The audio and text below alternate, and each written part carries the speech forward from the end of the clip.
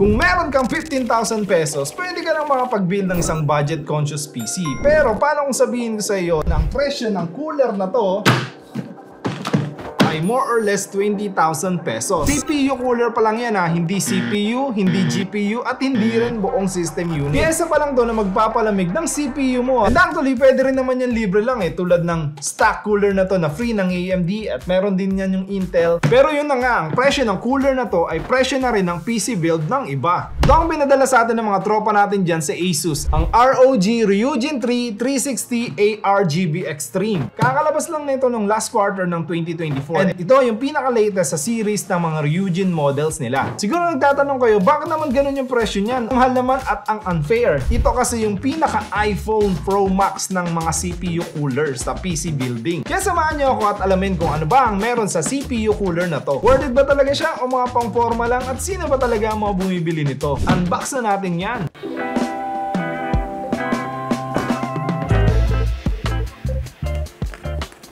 Jeez!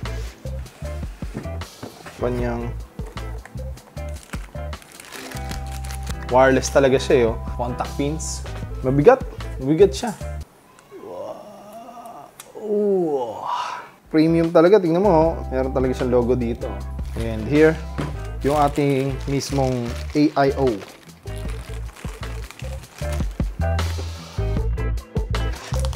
Parang member na community. So yung mga brackets niya. Ayan, compatibility 1851, 1700, 1200, 11.5X or 1155, AM5 and AM4. So, ito.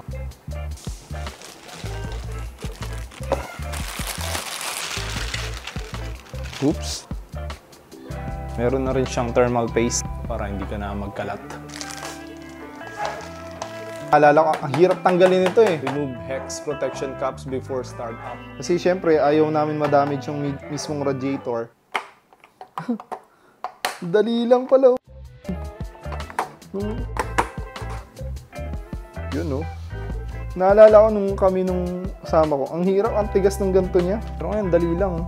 Ingatan nyo na lang din na hindi ma-damage yung radiator niya, syempre. So inside the box, makikita nyo yung 360mm na chunky and mukhang matibay, mukhang mamahalin na radiator. Pati na rin yung chunky tubes niya, ang ganda, ang kinis Meron din siyang tatlong magnetic ARGB fans, whisper quiet but high performance. Syempre, nandun din yung pump block with a full color vivid LCD screen. At ito na nga yung thick and braided tubing nila na top ang build quality. Meron din siyang syempre yung kasamang setup cables, mounting kits for the latest Intel and AMD sockets. Mga trops nag-iba lang tayo ng angulo ng camera kasi naturuan ko yung paano install yung ating Ryujin. Binabasa ko yung manual. Pagka may chance kayo, basahin nyo rin yung manual. Paminsan-minsan may matututunan kayo doon. So unfortunately, medyo luma lang yung pagkakabitan natin. Wala naman akong bagong processor Ang ma-installan lang natin is yung aking motherboard and processor na AM4 socket, which is yung Ryzen 5 800X. Sabi nila yung 5800X daw merong mga overheating issues. So mas maganda rin na doon natin siya matetest. Ito siya natin install. Tatanggalin natin tong bracket, of course. Dito na lang sa taas ko na lang lalagay. So, meron na ako ditong previous bracket, backplate ng aking AM4 dati. Habang tinatanggal ko siya, isasabay ko na rin ikabit yung bagong bracket kasi mahirap siya ikabit mamaya later on sa likod. Make sure lang na yung CPU ay nasa taas niya. Ito yung isa.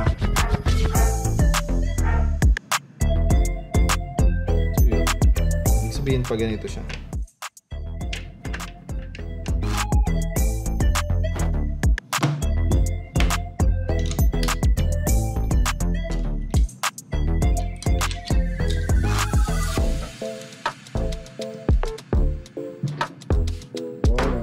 Ayan. Mas maganda kung meron kayong katulong na mag-install kahit maghawak lang kasi mahirap na baka ma-damage yung pinaka-fins ng radiator. Depende sa orientation nyo kung ano yung pinakabagay sa case nyo. Pero ang gusto ko lang sabihin is mas maganda kung hindi na-stress yung tubings. Natitwist naman siya kahit papano itong tubings natin. Natitwist naman pero baka magkalik. Pero syempre hindi naman siya magkakalik basta-basta. So, yun. Excited na ako. Tanggal ko na yung ating fans dito. So dito ko siya ilalagay kasi nga sa radiator. Make sure lang na yung itong leads niya nasa upper right side. Mas maganda sana kung meron kayong katulong na magkabit para may tagahawak, pero dahil sa Luis lang tayo. Pero pag ganito siya, kahit huwag muna natin masyado higpitan. Make sure lang na nasa rightmost side ito. So yung ating pinaka pump, meron na siyang thermal paste, so no need na natin lagyan. I think madali lang talaga siya maikabit. Medyo nahirapan lang ako kasi mabigat tong case ko. Parang shoot mo lang siya.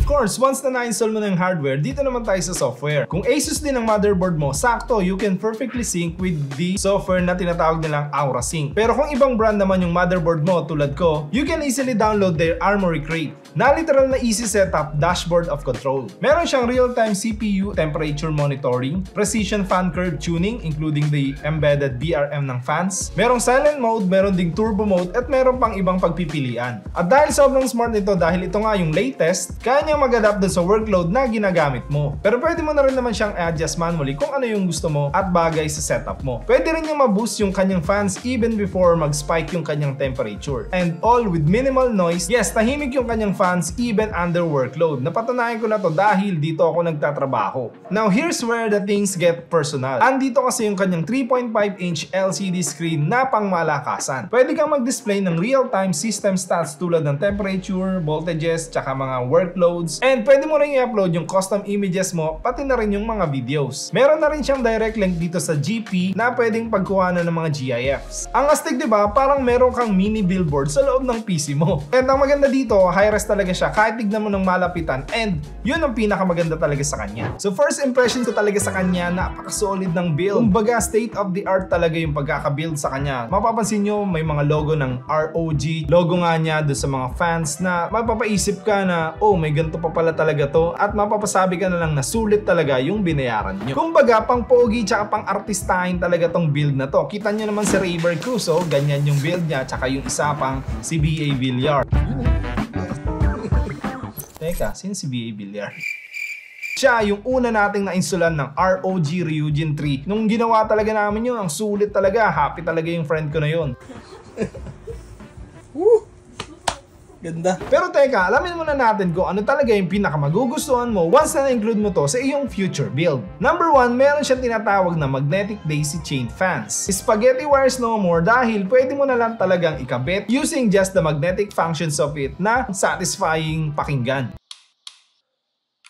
So gusto ko lang i-iterate na ito yung pinaka-best version ng Ryujin fans compared sa mga previous models nila. Based on specs, meron tong 0 to 2,800 RPM or yung rotation per minute. Sinabi kong 0 to 2,800, pwedeng maging 0. Ibig sabihin, parang tulad nitong GPU ko, no? So hindi siya nag-spin. Ibig sabihin, kaya niyang tumigil muna pansamantala kung hindi pa naman mainit yung inyong processor. So advantage yan kasi nga, tahimik siya, and then mas lesser pa yung pag-consume nito ng power. And sa 2,800 RPM naman, isa siya sa may mga pinakamataas na specs kasi ang average RPM lang ng mga static fans ay nasa 1,800 to 2,500. So ito, 2,800 siya. Ibig sabihin, powerful talaga siya lalo na kung kailangan mong mag-overclock. And compared sa mga previous na Ryujin fans na nasa 7 blades lang, so yung Ryujin ARGB Extreme meron na siyang 9 blades. And by that specs, it can push a max airflow of 89.73 CFM or yung tinatawag nilang cubic feet per minute. Ang typical budget fans kasi nasa 40 to 60 lang yung CFM nila. So para siyang portable fan na sakto lang yung buga sa'yo pero ang ingay. So ito, malakas yung buga pero 36 decibels lang yung pinaka maximum noise. Ibig sabihin talaga kaya niyang magbuga ng malakas na hangin in a silent mode. Mas maganda yun para sa mga PC builders lalo na kung gamer ka or nag-e-edit. Kasi syempre, sino ba may gusto ng PC na maingay lalo na kung laging umiinit ito? Malalaman nyo talagang high-end siya kasi sa build quality pa lang niya compared sa mga ordinary fans ko tsaka itong Corsair, tsaka itong, ano bang brand nito? Thermal Droid pala. Mas makapal siya, tsaka mas malaki. Though they are the same na 120mm fans, pero yung thickness niya, this is 30mm and this is the usual 25mm lang. Bukod pa dyan, dun sa radiator fan niya is meron pa siyang embedded na micro fan. Ang astig niyan kasi tumutulong siya mapalamig yung VRMs. By the way, yung VRMs yung pinaka chips, mga diode na makikita nyo dun sa motherboard nyo na nakapalibot dun sa CPU socket. So ibig sabihin, kapag umiinit talaga yung PC mo, like nagre-render or heavy talaga yung games na nilalaro mo, pwede mo pa siyang mas mapalamig pa. And to tell you, bihira yung mga may ganyang functions. Bukod doon is kaya mo pa siyang i-adjust mismo doon sa Armoury Crate para mas maging swak and maging pasok sa customizations na gusto mong gawin sa PC mo. Perfect talaga to sa mga nag-overclock or yung mga OC, lalong-lalo na sa pag-monitor ng CPU temps ng PC nila. So after natin ma-install yung kanyang mga software, na-run din natin yung ating Cinebench and para matest nga kung ano yung performance niya, and hindi naman ako nagulat sa minigay niyang performance dahil naglalaro lang sa 79.9 tsaka 80 degrees Celsius yung kanyang temperature, which is mababa na talaga compared sa mga ordinary na mga AIO coolers. And gusto ko lang sabihin na yung pinang-test natin sa kanya is yung AMD Ryzen 5 800X na mostly sinasabi ng communities merong overheating issues. Ibig sabihin, kapag mas mataas pa or mas latest yung inyong processor sa aking Ryzen 5 800X is mas magiging satisfactory pa yung inyong temperature. Tulad halimbawa na lang ng Intel 14th generation tsaka yung latest ng AMD, which is yung AM5 sockets. So sino ba dapat ang kumuha ng ROG Ryujin 3 360 ARGB Extreme? Simple lang, real talk tayo, hindi to para sa mga average builds. So halimbawa kung naka Ryzen 5000 series ka, halimbawa 5600G tas A320 yung motherboard mo, sorry pero hindi to yung CPU cooler na para sa'yo. Kasi ito yung AIO na swak para sa mga high-end gaming at high-end rendering ng mga heavy task talaga. Kumbaga pang latest edition talaga yung pormahan nito. Para din to sa mga mahilig mag-show off ng kanilang mga rigs, RGB tsaka aesthetic builds nila. Tulad na nga lang ng mga artista dyan. LCD display pa lang, pamatay na. Pwede mo pang i-customize para match na match talaga, lalo na kung ROG Asus fanboy ka. Tulad ko syempre, you know. Ladies and gentlemen, this is the ROG Ryujin 3 360 ARGB Extreme. This is not just a CPU cooler, it's a statement. Performance, solid na solid yan. Design, pang-exhibition pa. Sa features naman, no mercy. Pwede kong sabihin overkill yan sa kahit anong setup or kahit anong rig pa yan. 10 out of 10, highly recommended dahil nandito na lahat ng hinahanap mo sa isang AIO liquid cooler. Hindi lang to basta-bastang cooler. This is the cooler that is built to impress. So kung magbibuild ka lang rin naman at hindi naman talaga problema yung budget, the ROG Ryujin 3 360 ARGB Extreme ang cooler na para sa'yo. And of course, kung mayroon kayong katanungan regarding sa specific model na to, sa Ryujin 3, piyesa ng PC nyo o kahit ano, thank you so much Asus. Isa to sa mga pangarap ko, you know. Saya. Comment nyo na lang sa comment section below and see you on the next video. You know.